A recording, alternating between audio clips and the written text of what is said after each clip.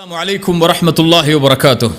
சமூக நீதியை வெளிப்படுத்தக்கூடிய இறைத்தூதருடைய செய்திகளில் மிக முக்கியமானது இறைத்தூதர் ஸல்லல்லாஹு அலைஹி வஸல்லம் கூறிய இந்த நபிமொழி. இறைத்தூதர் ஸல்லல்லாஹு அலைஹி வஸல்லம் அவர்கள் சொன்னார்கள், இறைவன் கூறுவதாக, என் அடியானே, அநீதத்தை என் மீது நான் தடை செய்து கொண்டேன், உங்களுக்கு மத்தியிலும் தடை செய்திருக்கிறேன். அதனால் உங்களில் ஒருவருக்கு ஒருவர் ஃபலா ததாலமு, அநீதம் செய்யாதீர்கள், அநீதம் செய்து கொள்ளாதீர்கள் என்று இறைவன் கூறுவதாக இறைத்தூதர் ஸல்லல்லாஹு அலைஹி வஸல்லம் அவர்கள் சொன்னார்கள். அநீதம் செய்வதை இறைவன் தனக்குத்தானே தடை செய்து கொண்டான். அநீதம் செய்வது அவனுடைய குணம் அல்ல. இரக்கத்தை இறைவன் தன் மீது கடமையாக்கிக் கொண்டான். நீதம் செலுத்துவதை தன் மீது இறைவன் கடமையாக்கிக் கொண்டான். அநீதம் செய்வதை இறைவன் தனக்கு தடை செய்து கொண்டான். ஒமா ரப்புக பிதல்லாமில் லில் அபீத், இறைமறை சொல்லுகிறது, அடியார்களுக்கு ஒருபோதும் இறைவன் அநீதம் செய்ய மாட்டான். மீண்டும் சொல்கிறேன், அடியார்களுக்கு ஒருபோதும் இறைவன் அநீதம் செய்ய மாட்டான்.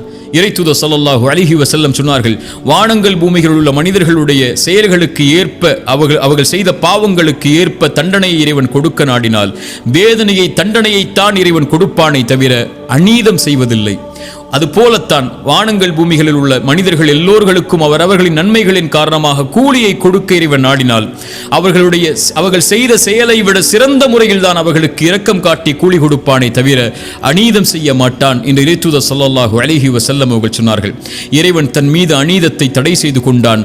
அதை மக்களுக்கு மத்தியிலும் தடை செய்து கொண்டான். உங்களுக்கு ஒருவருக்கொருவர் அநீதம் செய்யாதீர்கள் என்ற அறிவுரையை இறைவன் தன்னுடைய இறைத்தூதரின் வாயிலாக எமக்கு தெளிவுபடுத்துகிறான். மனிதர்களில் பெரும்பான்மையான மக்கள் அநீதம் செய்யக்கூடியவர்களாகத்தான் தங்களை ஆக்கிக் கொள்கிறார்கள். படைப்புகளில் பலர் தன்னை படைத்த இறைவனுக்கு அநீதம் செய்கிறார்கள். இணை வைப்புதான், படைத்த இறைவனோடு ஒருவரை இணையாக்கி வணங்குதல் தான் இந்த உலகத்தில் இருக்கக்கூடிய அநீதத்தில் மிகப்பெரிய அநீதி. இன்ன ஷிர்க லதுல்முன் அதீம், இணை வைப்புதான் மகத்தான அநீதி.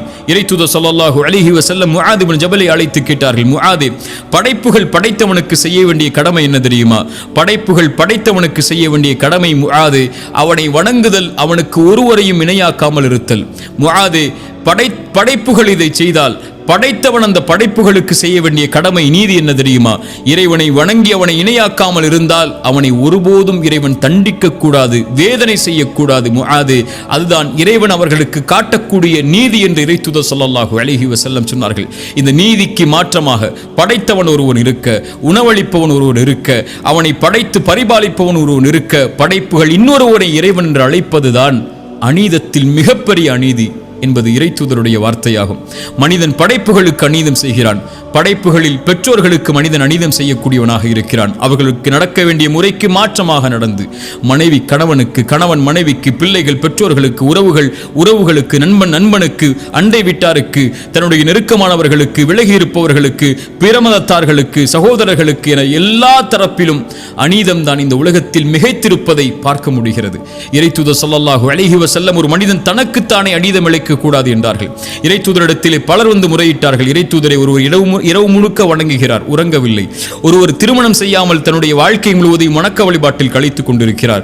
ஒருவர் நோன்பை நோற்றுக் கொண்டு இருக்கிறார், பசித்து அவர் உணவை உண்ணாமல். இறைத்தூதர் ஸல்லல்லாஹு அலைஹி வஸல்லம் அவர்கள் எல்லோர்களையும் அழைத்து சொன்னார்கள், அநீதம் செய்யாதீர்கள், நேர்மையை நிலைநாட்டுங்கள், நீதியை நிலைநாட்டுங்கள். உங்கள் கண்களுக்கு செய்ய வேண்டிய கடமை இருக்கிறது, உங்கள் உடலுடைய கடமை இருக்கிறது. நான் உங்களில் இறைவனை அதிகமாக பயப்படக்கூடியவன், நானே திருமணம் செய்கிறேன், நானே நோன்பை நோக்கிறேன், வருகிறேன், நானே உபரியான கடமைகளை நிறைவேற்றுகிறேன், விடுகிறேன். நான் உங்களை விட இறைவனை பயப்படக்கூடிய நானே நீதியில் நடக்கும் போது நீங்கள் எப்படி அநீதம் செய்யலாம் என்று இறைத்தூதர் ஸல்லல்லாஹு அலைஹி வஸல்லம் அவர்கள் சொன்னார்கள். மனைவிக்கு அநீதம் செய்யக்கூடியவர்களை பார்க்கிறோம். இறைத்தூதர் ஸல்லல்லாஹு அலைஹி வஸல்லம் சொன்னார்கள், உங்களில் சிறந்தவர் உங்களுடைய குடும்பத்தாரிடத்திலே சிறந்தவர், நான் என் குடும்பத்தாரிடத்திலே சிறந்தவன். நீங்கள் இந்த உலகத்திலே சிறந்தவராக வாழ வேண்டும் என்றால் உங்களுடைய குடும்பத்தில் சிறந்தவராக வாழுங்கள், அதில் அநீதம் செய்து விடாதீர்கள் என்று இறைத்தூதர் ஸல்லல்லாஹு அலைஹி வஸல்லம் அவர்கள் சொன்னார்கள். ஒரு மனிதன் பிறருடைய பாவங்களை, பிறருக்கு பாவம் செய்வதன் மூலமாக, பிறருடைய உள்ளத்தை நோவினை செய்வதன் மூலமாக, பிறருடைய சொத்துக்களை சூறையாடுவதன் மூலமாக, பிறருடைய உரிமைகளை பறிப்பதன் மூலமாக ஒரு மனிதன் அநீதம் செய்து கொண்டிருக்கிறான். இவை அனைத்தையும் இறைத்தூதர் ஸல்லல்லாஹு அலைஹி வஸல்லம் தடை செய்தார்கள்.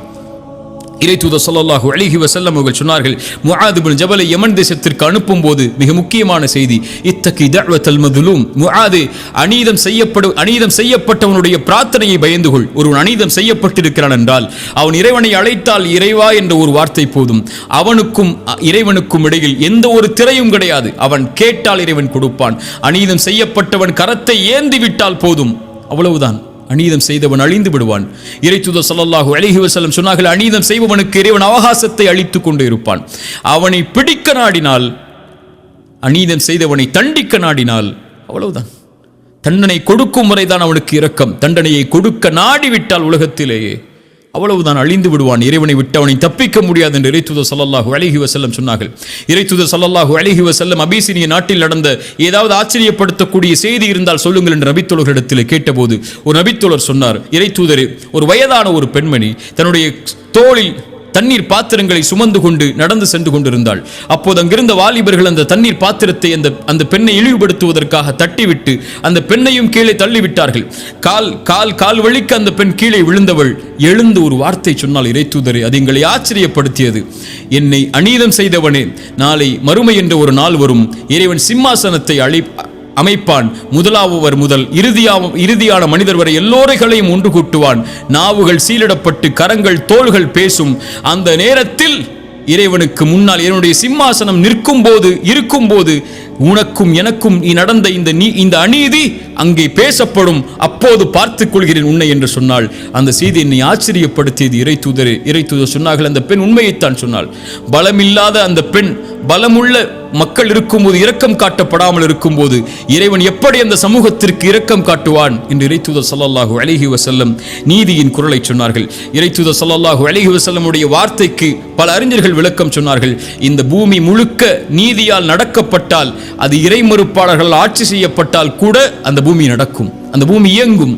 ஆனால் பூமி முழுக்க அநீதம் மேலோங்கிவிட்டால் அதை ஆட்சி செய்பவர்கள் இறைவனை நம்பிக்கை கொண்ட முஸ்லிம்களாக இருந்தாலும் இறைவன் ஒருபோதும் அந்த சமூகத்தை வழிநடத்த விடமாட்டான் என்று இறைத்தூதர் ஸல்லல்லாஹு அலைஹி வஸல்லமுடைய வார்த்தைக்கு விளக்கமாக பல அறிஞர்கள் சொன்னார்கள்.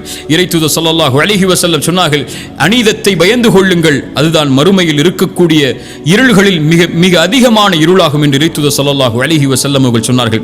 இறைத்தூதர் ஸல்லல்லாஹு அலைஹி வஸல்லம் சொன்னார்கள், இந்த பூமியில் இருக்கக்கூடிய சில பாவங்களுக்கு தண்டனையை இறைவன் விரைவாக முற்படுத்துவான். அதை விரைவாக கொடுக்க வேண்டும் என்று இறைவன் நாடுவான்.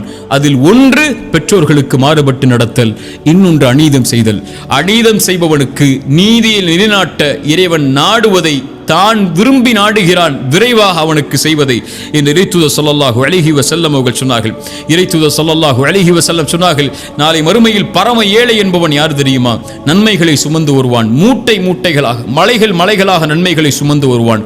சுமந்து வரக்கூடியவனுக்கு பின்னால் வரிசையாக மக்கள் நிற்பார்கள். அது ஒருவனுடைய குறையை பற்றி பேசியிருப்பான், ஒரு உரிமையை பறித்திருப்பான், செல்வத்தை சூறையாடி இருப்பான், மனதை காயப்படுத்தி இருப்பான், இப்படி மனிதர்களுக்கு அநீதம் செய்து இருப்பான். அந்த நீதியை நிலைநாட்டுவதற்காக அநீதம் செய்தவனுடைய நன்மைகளை எடுத்து செய்யப்பட்டவர்களுக்கு இறைவன் வழங்குவான்.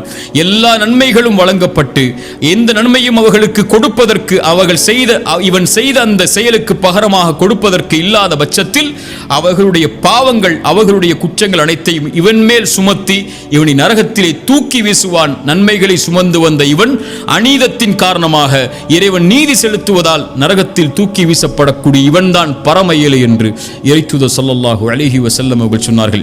ஒருவன் அழைத்தால் அந்த அழைப்பிற்கு இறைவன் பதில் கொடுப்பான் என்றால் அது அநீதம் செய்யப்பட்டவன் அழைத்தால் அந்த அழைப்பிற்கு தான் என்று இறைத்தூதர் ஸல்லல்லாஹு அலைஹி வஸல்லம் அவர்கள் சொன்னார்கள். அல்லாஹ்வுடைய தூதர் ஸல்லல்லாஹு அலைஹி வஸல்லம் தங்களுடைய பிரார்த்தனையில் ஒன்றை இணைப்பார்கள், யா அல்லாஹ், அநீதம் நான் செய்வதிலிருந்தும் எனக்கு அநீதம் செய்யப்படுவதிலிருந்தும் என்னை பாதுகாத்து விடு என்று இறைத்தூதர் ஸல்லல்லாஹு அலைஹி வஸல்லம் சொல்லுவார்கள். நீதிக்கு மாற்றமாக நடத்தல் தான் அநீதம். எந்த ஒரு உரிமை ஒருவருக்கு கொடுக்கப்பட வேண்டுமோ அந்த உரிமைக்கு மாற்றமான ஒரு செயலை செய்தல் தான் அநீதம். இந்த அநீதத்தை இறைவன் தடை செய்து விட்டான். இறைத்தூதர் ஸல்லல்லாஹு அலைஹி வஸல்லம் அதனால் தான் சொன்னார்கள், இறைவன் கூறுவதாக, என் அடியார்களே, அன்போடு அழைத்து சொல்கிறான், என் அடியார்களே கேட்டுக்கொள்ளுங்கள், அநீதத்தை நான் என் மீது தடை செய்து கொண்டேன், உங்களுக்கு மத்தியிலும் தடை செய்திருக்கிறேன். ஃபலா ததாலமு, உங்களில் ஒருவருக்கு ஒருவர் ஒருபோதும் அநீதம் செய்யாதீர்கள்.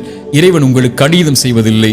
ஆனால் நீங்கள் படைப்புகள் உங்களுக்கு எந்த உரிமையும் அநீதம் செய்வதற்கு இல்லாத பட்சத்தில் உங்கள் பெற்றோர்களுக்கு, உங்கள் உறவுகளுக்கு, உங்களுடைய கணவனுக்கு, உங்களுடைய மனைவிக்கு, பிள்ளைகளுக்கு, நண்பர்களுக்கு, உறவுகளுக்கு, அண்டை வீட்டாருக்கு, தெரிந்தவருக்கு, தெரியாதவருக்கு, உங்கள் மதத்தை சார்ந்து வாழ்பவருக்கு, உங்களை மதத்தை சார்ந்து வாழாத எவருக்கும் ஒரு கடுகளவு கூட அநீதம் செய்து விடாதீர்கள்.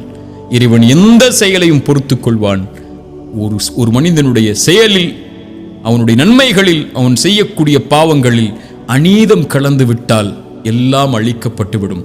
அநீதம் செய்யப்பட்டவன், நான் ஒருவனுக்கு அநீதம் செய்தவன் எனக்கு எதிராக ஒரு பிரார்த்தனையை செய்து விட்டால் அவ்வளவுதான், வாழ்ந்த வாழ்க்கை முழுக்க வீணாகும். இறைத்தூதர் ஸல்லல்லாஹு அலைஹி வஸல்லம் கூறிய இந்த செய்தியை பாடமாக படிப்பனையாக பெற்றுக்கொள்வோம். அடுத்த சமூக நீதியுடைய செய்தியோடு அடுத்த அமர்வில் சந்திப்போம். ஜஸாக்குமுல்லாஹு கைரன். அகூலு கௌலி ஹாதா அஸ்தக்ஃபிருல்லாஹ லீ வலக்கும். அஸ்ஸலாமு அலைக்கும் வரஹ்மத்துல்லாஹி வபரகாத்துஹு.